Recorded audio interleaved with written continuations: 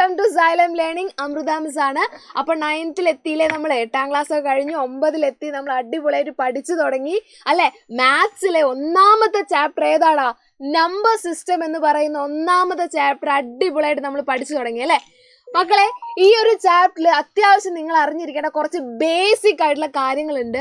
അതറിഞ്ഞിരുന്നാൽ നിങ്ങൾക്ക് ഈ chapter smooth ആയിട്ട് പഠിച്ചു തീർക്കാൻ വേണ്ടി പറ്റും. ഇത് കുറച്ച് ബേസിക് ആയിട്ടുള്ള കാര്യങ്ങളാണ്, നിങ്ങൾ അറിഞ്ഞിരിക്കേണ്ടത് അത്യാവശ്യമാണ്. ഓക്കെ, അപ്പൊ ഈ ബേസിക് ആയിട്ടുള്ള കാര്യങ്ങൾ, നിങ്ങൾ അറിഞ്ഞിരിക്കേണ്ട കാര്യങ്ങൾ മൊത്തം മിസ് ഒരു ചാർട്ട് പോലെ ഇവിടെ കാണിക്കുവാണ്. ഇതാണ് നിങ്ങൾ അറിഞ്ഞിരിക്കേണ്ട ബേസിക് കാര്യങ്ങൾ. ഇത് കണ്ടാലും പേടിക്കേണ്ട, സിമ്പിൾ ആയിട്ട് മിസ് പറഞ്ഞുതരാം. ഒന്നാമത്തെ കാര്യം എന്ന് പറയുന്നത് നമുക്കറിയാം അല്ലെ, നമ്പർ ലൈൻ. പോട്ടെ, നമ്പർ ലൈൻ വിട്ടുകളാം. നിങ്ങൾക്ക് ഒരു 4 ആപ്പിൾ തന്നാൽ നിങ്ങൾക്ക് ഈസി ആയിട്ട് കൗണ്ട് ചെയ്യാൻ അറിയാലോ അല്ലെ. നമ്മൾ എങ്ങനെയാ കൗണ്ട് ചെയ്യുക? 1 2 3 4 അങ്ങനെയല്ലേ കൗണ്ട് ചെയ്യുക. അപ്പൊ നമ്മൾ സ്റ്റാർട്ട് ചെയ്ത് എവിടെ നിന്നാണ്? നമ്മൾ കൗണ്ടിങ് സ്റ്റാർട്ട് ചെയ്തത് 1ൽ നിന്നാണ് അല്ലേ. 1 2 3 4 5 ഇങ്ങനെയാണ് നമ്മൾ കൗണ്ട് ചെയ്തത്. ഈ നമ്പേഴ്സിനെയാണ് നമ്മൾ എന്തെന്ന് പറയുന്നത്? കൗണ്ടിങ് നമ്പേഴ്സ് അല്ലെങ്കിൽ നാച്ചുറൽ നമ്പേഴ്സ്. കൗണ്ടിങ് നമ്പേഴ്സ് അല്ലെങ്കിൽ നാച്ചുറൽ നമ്പേഴ്സ്. മറന്നു പോകരുത്. നാച്ചുറൽ നമ്പേഴ്സ് സ്റ്റാർട്ട് ചെയ്യുന്നത് എവിടെ നിന്നാടാ? നമ്മുടെ നാച്ചുറൽ നമ്പർ സ്റ്റാർട്ട് ചെയ്യുന്നത് 1ൽ നിന്നാണ്. ഇതിങ്ങനെ പോവും ഇൻഫിനിറ്റി വരെ. ഓക്കെ, അതായത് ഈ ഒരു നമ്പർ ലൈനിൽ ഈ ഒരു ഭാഗം മാത്രമാണ് നമ്മളുടെ നാച്ചുറൽ നമ്പർ എന്ന് പറയുന്നത്, അല്ലെങ്കിൽ കൗണ്ടിങ് നമ്പേഴ്സ് എന്ന് പറയുന്നത്. ഓക്കെ, അപ്പൊ നമുക്ക് കൗണ്ടിങ്ങിന് മാത്രമാണോ നമ്മൾ നമ്പർ യൂസ് ചെയ്യുന്നേ? ആണോ?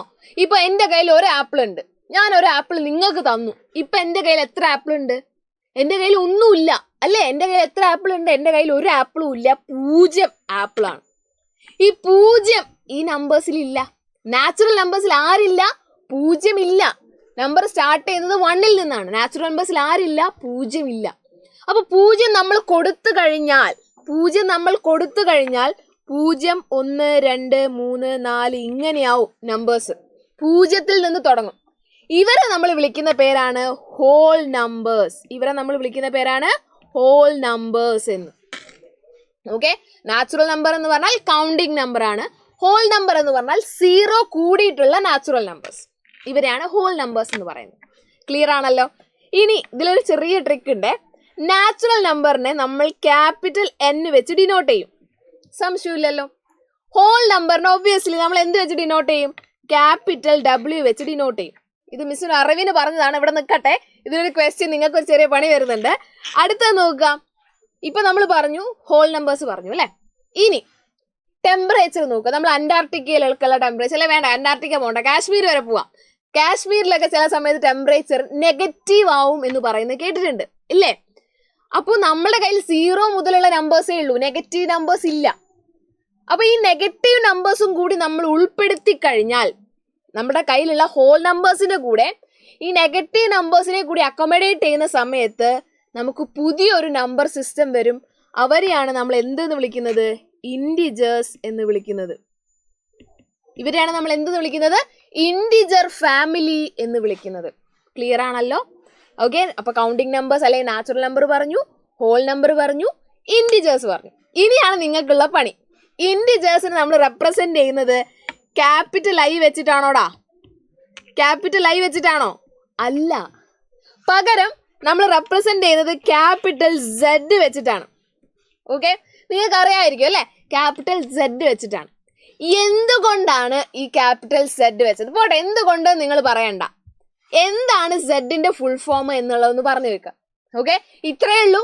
ഇൻഡിജേഴ്സിന് ജർമ്മൻ ഭാഷയിൽ വേറൊരു കൗണ്ട് എന്ന് പറയുന്നതിന്റെ മീനിങ് വരുന്നൊരു വാക്കാണ് സെഡിൽ തുടങ്ങുന്നത്. അതേതാണെന്ന് നിങ്ങൾക്ക് അറിയാമെങ്കിൽ എന്ത് ചെയ്യുക? ഇതിന് താഴത്തത് കമന്റ് ആയിട്ട് പറയാം. നോക്കട്ടെ എത്ര പേർക്ക് ഇത് കറക്റ്റ് ആയിട്ട് അറിയാമെന്ന്.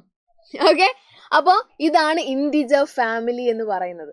അപ്പൊ ഇൻഡിജർ ഫാമിലി ആരൊക്കെയാ ഉള്ളതടാ?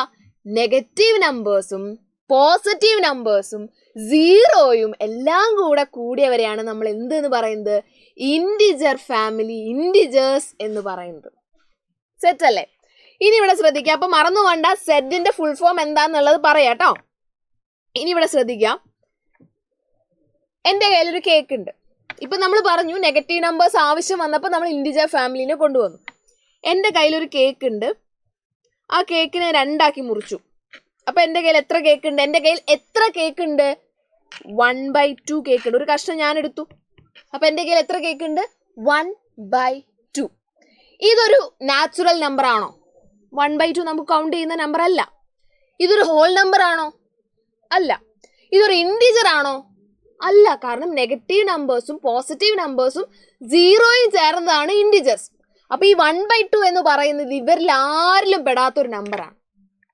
കറക്റ്റ് അല്ലേ?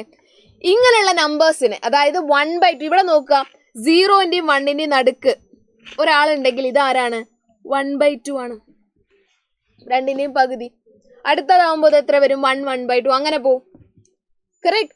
അപ്പോ ഈ 1/2 എന്ന് പറയുന്ന നമ്പറിനെ, അല്ലെങ്കിൽ 1/4, 3/4, 2/6 എന്തോ ആയിക്കോട്ടെ, ഇങ്ങനത്തെ ഫ്രാക്ഷൻ കൈൻഡ് ഓഫ് നമ്പേഴ്സിനെ ഈ നമ്പർ ലൈനിൽ നമുക്ക് ഉൾപ്പെടുത്താൻ പറ്റുന്നില്ല. ഇൻഡിജർ ഫാമിലി അല്ല ഇവര്, അല്ലേ? ഇവർ ഇൻഡിജർ ഫാമിലി അല്ല. 1/2 ഇൻഡിജർ ആണോ? അല്ല.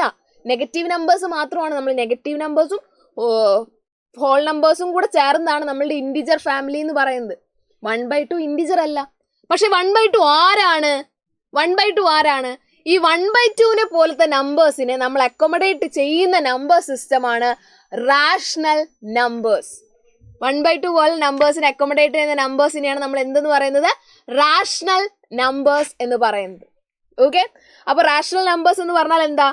P/Q ഫോമിൽ എഴുതാൻ പറ്റുന്ന നമ്പേഴ്സിനെയാണ് നമ്മൾ എന്തെന്ന് പറയുന്നത്? റാഷണൽ നമ്പേഴ്സ് എന്ന് പറയുന്നത്. അതായത് P/Q ഫോമിൽ എഴുതാൻ പറ്റുന്ന നമ്പേഴ്സിനെയാണ് റാഷണൽ നമ്പേഴ്സ് എന്ന് പറയുന്നത്. ഇവിടെ ഒരു കണ്ടീഷൻ ഉണ്ട്, Q not equal to 0. Q ഒരിക്കലും 0 ആവാൻ പാടില്ല. അതാണ് റാഷണൽ നമ്പേഴ്സിന്റെ കണ്ടീഷൻ. വേറൊരു കണ്ടീഷനും കൂടി ഉണ്ട്. പിയും ക്യൂവും ആരാവണം? P and Q ഇൻഡിജേഴ്സ് ആയിരിക്കണം. ഇൻഡിജേഴ്സ് ആയിരിക്കണം. പിയും ക്യൂവും ആരായിരിക്കണം? ഇൻഡിജർ ആയിരിക്കണം. അപ്പൊ റാഷണൽ നമ്പർ ആവാൻ 2 കണ്ടീഷനാണുള്ളത്.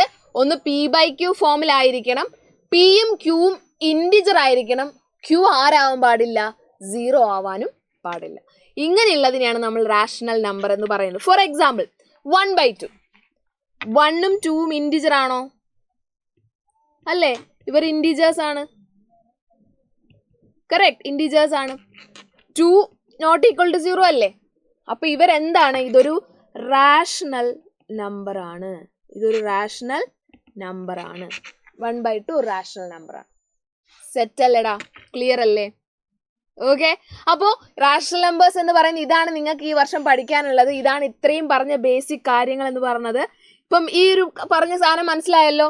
എല്ലാം 1, 2, 3, 4 എന്ന് പറയുന്ന കൗണ്ടിങ് നമ്പേഴ്സ് എല്ലാം വരുന്നത് നാച്ചുറൽ നമ്പേഴ്സിലാണ്.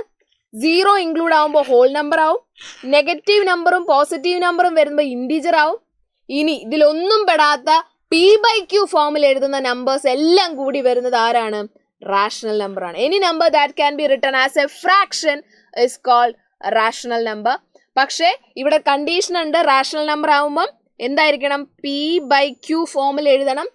പിയും ക്യൂവും ഇൻഡിജർ ആവണം. മറന്നു പോവരുത്. പിയും ക്യൂവും ആരാവണം? ഇൻഡിജർ ആവണം. മിസ്സിന്റെ കൂടെ തന്നെ പറയാ, P/Q ഫോമിൽ എഴുതാൻ പറ്റണം. പിയും ക്യൂവും ഇൻഡിജർ ആവണം. Q നോട്ട് ഈക്വൽ ടു 0 ആവണം. എന്നാൽ മാത്രമേ അത് എന്താവുള്ളൂ? റാഷണൽ നമ്പർ ആവത്തുള്ളൂ. ഓക്കെ, ക്ലിയർ ആണല്ലോ? സെറ്റ് ആണല്ലോ? അപ്പൊ പറഞ്ഞ കാര്യം മറക്കണ്ട. എന്തുകൊണ്ട് ഇൻഡിജറിനെ Z എന്ന ആൽഫബറ്റ് കൊണ്ട് റെപ്രസെന്റ് ചെയ്യുന്നു എന്നുള്ളത് നിങ്ങൾ കണ്ടുപിടിച്ച് ഇതിനെ താഴത്ത് കമന്റ് ആയിട്ട് പറയാം. Okay, thank you students. Thank you so much for your valuable time. Have a great day. Bye everyone.